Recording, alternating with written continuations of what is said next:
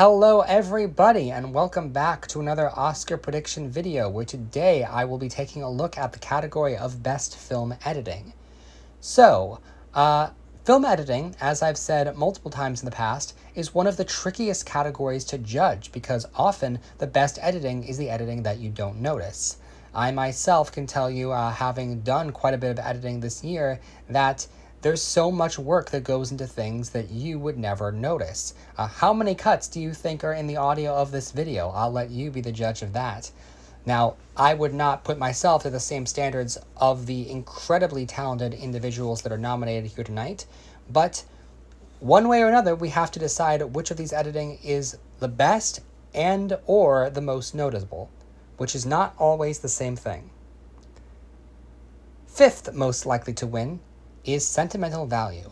So the editor of this film is Oliver Boujcat, I hope I'm pronouncing that correctly, and he's done some things. He's worked on films such as Beginners, The Apprentice, and of course Joachim Trier's previous film, The Worst Person in the World.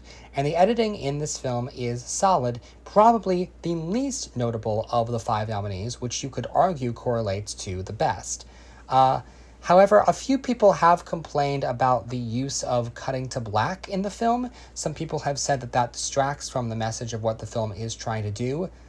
Now, this is not a fast-paced action movie like some of the other films that I'm going to mention later, but it flows well. It doesn't feel slow or boring. So this is a well-edited film, but because it's so low-key, because it's not noticeable, because this is a slower film than some of the others that are nominated in this category, my instincts are screaming that it's probably not going to win. This film didn't even get nominated at most of the precursors leading into the Oscars, so I don't have a lot of faith that this could actually pull off a victory. Fourth most likely to win is Marty Supreme. So the editors of this film are Josh Safdie and Alex Bronstein, who also produced and wrote the film. And this editing is very solid. I always really appreciate the editing that goes into sports films for those sequences. This is a movie that has very little sequences of ping pong happening, and instead a lot of focus on action, suspense, really intense, high-level drama that really is executed very, very well. This whole film feels like it's running at a very, very fast pace, and so we always knew that the editing was going to get a nomination. In terms of can it win, I don't know. Maybe if the competition was a little bit weaker, then maybe I'd say it has a chance. But this film, not doing so well overall, and with the directors facing a controversy, it's a film that I don't think has any realistic wins outside of Chalamet on the horizon, and even that is a little bit questionable. The editing in this movie is good, but I think it's up against 2 top Best Picture contenders, as well as one movie that has arguably the flashiest editing of the year. So while I do think this is a really solid nomination, I don't think it has what it takes to go all the way. Third most likely to win is Sinners.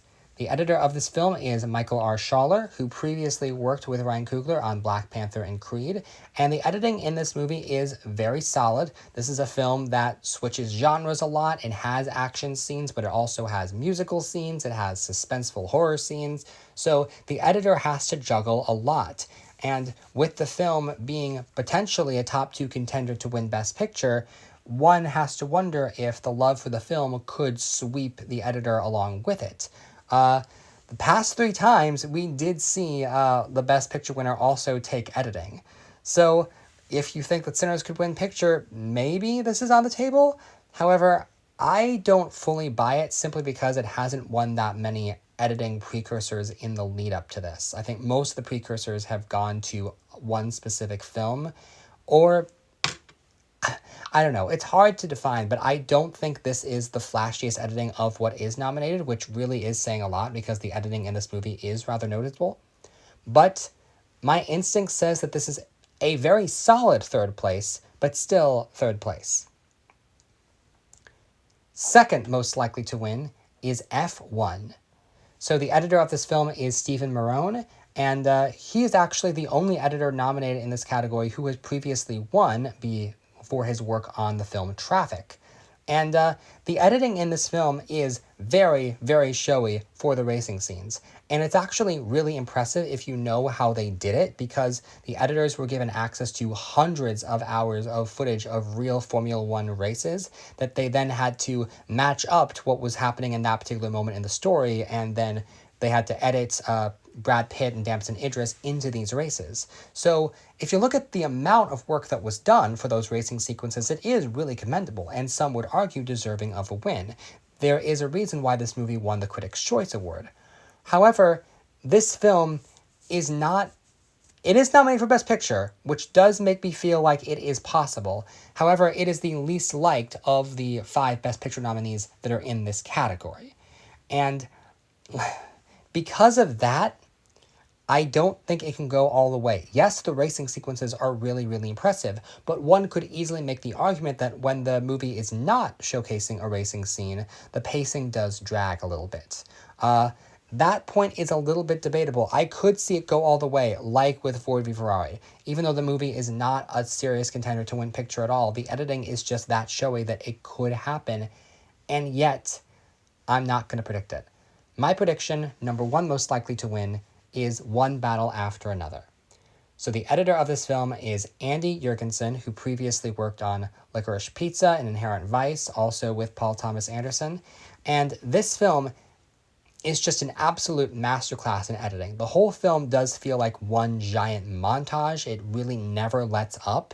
I was actually really surprised to learn that this is the longest Best Picture nominee that we had this year. I would have assumed for sure that Secret Agent was longer, but no, One Battle just barely edges it out.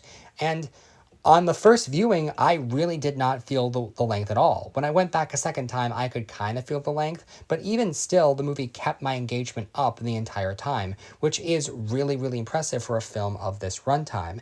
And so much of the more intense action moments are insanely well done. This most likely would be my vote for the category, and I think a lot of other voters would feel the same thing. This won BAFTA, and BAFTA notably does like racing movies, so it would have made sense for BAFTA to go with F1, but they gave it to One Battle, and so many of the critics' precursors also gave it to One Battle. And with the film at least top 2 to win Best Picture, it would make a lot of sense for One Battle to also take this win.